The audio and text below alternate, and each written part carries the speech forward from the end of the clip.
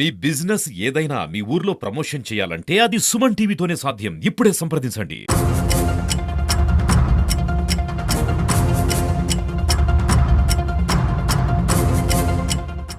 గ్రామాల పనిచేసే పారిశుద్ధ్య కార్మికులు యూనియన్ అంబాసిడర్లు అంటున్నాము.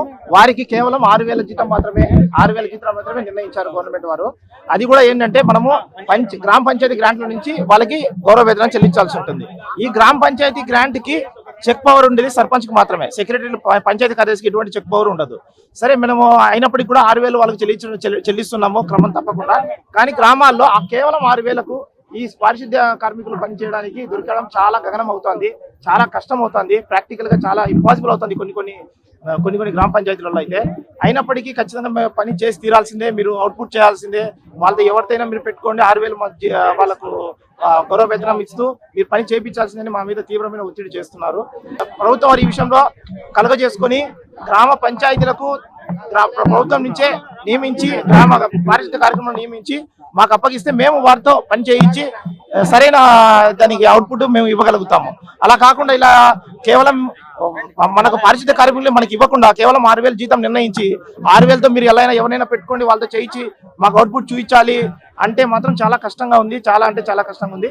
ఇది ఒక ప్రాబ్లము. దీని తర్వాత ఇంకోటి, మేము సచివాలయాలకు డీడీఓలుగా పనిచేస్తున్నాము. శానిటేషన్ విధులు, తర్వాత స్ట్రీట్ లైటింగ్ విధులు, డ్రింకింగ్ వాటర్, ఇవన్నీ గ్రామ పంచాయతీ తరఫున పంచాయతీ సెక్రటరీనే చూసుకోవాల్సి ఉంటుంది గ్రామ పంచాయతీకి. ఇది కాకుండా ఎక్స్ట్రా బర్డెన్ మాకు సచివాలయాలు డీడీఓగా ఇచ్చారు.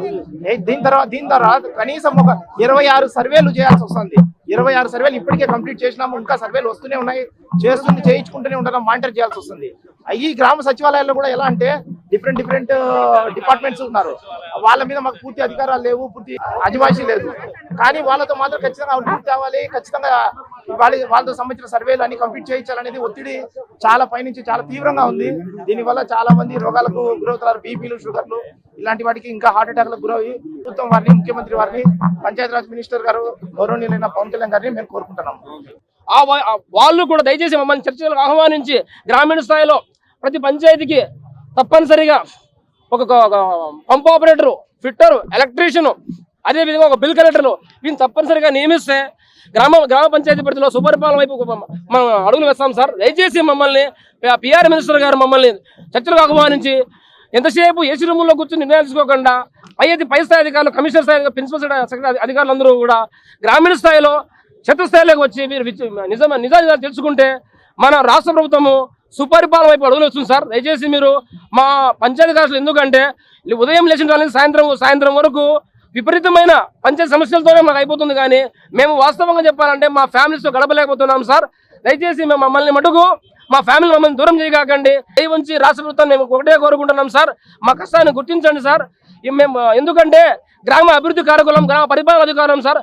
మాకు రాబోయే రోజులు తక్షణమే మాకు గ్రామ పంచాయతీ పరిధిలో పంప్ ఆపరేటర్, ఎలక్ట్రీషియన్, ముఖ్యంగా పారిశుద్ధ్య కార్మికులకు సంబంధించి వాళ్ళకి సార్ 6,000 రూపాయలు ఇస్తున్నారు సార్. గత 10 ఏళ్లుగా 6,000 రూపాయలు మధ్యాహ్నం పూట వాళ్ళు ఎవరు అడుక్కుని రావడం లేదు సార్. మాకు కూలీలకు అడుక్కోవాల్సి వస్తుంది, రాండి ఒక్కరు రావడం లేదు. లాస్ట్కు పంచాయతీ కార్యదర్శులు సమయానికి డబ్బులు రాక సొంత జీతాన్ని వాళ్ళకి జీతాలు ఇస్తున్నాం సార్. కార్మికులకు వాళ్ళకి జీతాలు పెంచి ప్రభుత్వమే నియమించుకొని మా కష్టాలను తీర్చి గ్రామ పంచాయతీ పరిధిలో దేశంలోనే మన డిప్యూటీ సీఎం పవన్ కళ్యాణ్ గారు దేశంలోనే ఉత్తమమైన పంచాయతీ వ్యవస్థను నెలకొల్పాలని చెప్పారు. ఆ దిశగా మీరు మాకు కావాల్సిన సిబ్బందిని, మాకు నిధులు, వనరులు మాకు అప్పగిస్తే తప్పనిసరిగా మీరు అనుకున్న లక్ష్యాలను మేము నెరవేర్చాం సార్. పంచాయతీ రాజులు ఎదుర్కొంటున్నటువంటి సమస్యలన్నింటినీ తెలియజేసినారు. కాకపోతే గ్రీన్ అంబాసిడర్ల శాలరీ మొత్తం ఒక సర్పంచ్ 15 ఫైనాన్స్ నుంచి ఇవ్వడం అనేది వారి విఘ్నత వైపే వెళ్తా ఉంది, కానీ వాళ్ళు ముందు రావటం లేదు. కనీసం ఏ విధమైనటువంటి బాధ్యతలు కూడా నిర్వహించడానికి కానీ, సచివాలయం పరంపరంగా చేయడానికి కానీ మాకు ఎటువంటి అదనపు ఆదాయాలు అనేటివి ఉండవు. కావున ఇవన్నీ ప్రభుత్వం దృష్టిలో తీసుకెళ్ళి వారు మాకు సహకరిస్తే మేము చేయడానికి ఉన్నాము. ఇక్కడ ఉన్నటువంటి వారందరూ కూడా గత 25 ఏళ్ళ నుంచి పనిచేసినటువంటి వారే. అప్పుడు లేనిటివన్నీ ఇప్పుడు పెడుతున్నారు, కానీ మేము చేయడానికి ముందున్నాము. మాకు తగినంత ఆర్థిక సహాయం కూడా లేనందువల్ల మేము వెనుకబడి ఉన్నాము. ఇవన్నీ దృష్టిలో పెట్టుకుంటే ఈ 30 రోజులు పనిచేసేది మేము మా కుటుంబం కోసము. ఇవన్నీ చూస్తుంటే పొద్దున్న 6 గంటల నుంచి IVRS కాల్స్ అని వెళ్తూ ఉంటే ఇంట్లో భార్యకు, భర్తకు, అత్తమామలకు కానీ, ఎవరికి కానీ, పిల్లలకు కానీ ఏ విధమైనటువంటి వాళ్ళకు సేవలు చేయలేకన్నా ఉన్నాము. ఇదే విధంగా ఉంటే కన్నా మేము వాళ్ళు దూరం అయిపోయి కోర్టుకు పోవాల్సి వస్తుందేమో, ఆ పరిస్థితి ఎదుర్కోవాల్సి వస్తుందేమో అని చెప్పేసి భయపడుతున్నాము. కాబట్టి ఈ పని భారాన్ని అంతా తగ్గించి మాకు సహకరించాల్సిందిగా ప్రభుత్వాన్ని కోరుకుంటున్నాము.